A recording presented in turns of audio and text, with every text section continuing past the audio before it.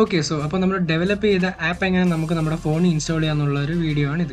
അപ്പം അത് ചെയ്യാൻ വേണ്ടി ആദ്യമേ നമ്മൾ പ്രോജക്റ്റിൻ്റെ ഫോൾഡറിൽ പോകണം. ആപ്പ് കിടക്കുന്നത് എവിടെയാണെന്നുള്ളത്. അപ്പോൾ ഇവിടെ ഇതാണ് ആപ്പ്.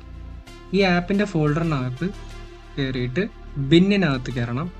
ബിന്നിനകത്ത് ഇവിടെ ഒരു ആപ്പിൻ്റെ നെയിം .apk, ഈ ആപ്പ് ഇതേപോലെ കോപ്പി ചെയ്ത് നിങ്ങളുടെ ഫോണിൻ്റെ സ്റ്റോറേജിനകത്ത് കൊണ്ട് പേസ്റ്റ് ചെയ്യണം.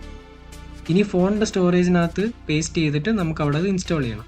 അപ്പം ഇനി ഇവിടെ ഈ ആപ്പ് കിടക്കുന്നുണ്ടോ, ഈ ആപ്പ് നമ്മളിവിടെ ഇൻസ്റ്റാൾ ചെയ്യണം. അപ്പം do you want to install this app? Yes.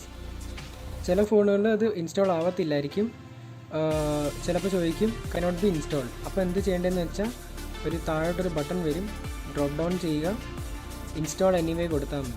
അത് കഴിയുമ്പോഴത്തേക്ക് ആപ്പ് ഇൻസ്റ്റാൾ ആവും. ഓക്കെ, ഇനി നമുക്ക് ആപ്പ് നോക്കാം.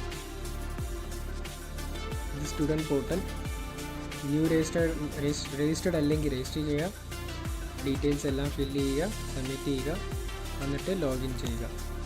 ആദ്യമേ അഡ്മിൻ ലോഗിൻ ചെയ്യാം. അഡ്മിൻ ലോഗിൻ ക്രെഡൻഷ്യൽസ് ഇതാണ്. ലോഗിൻ കൊടുത്തു, ലോഗിൻ സക്സസ് ആയി. ഇത് അഡ്മിൻ്റെ ഹോം പേജ് വന്നു.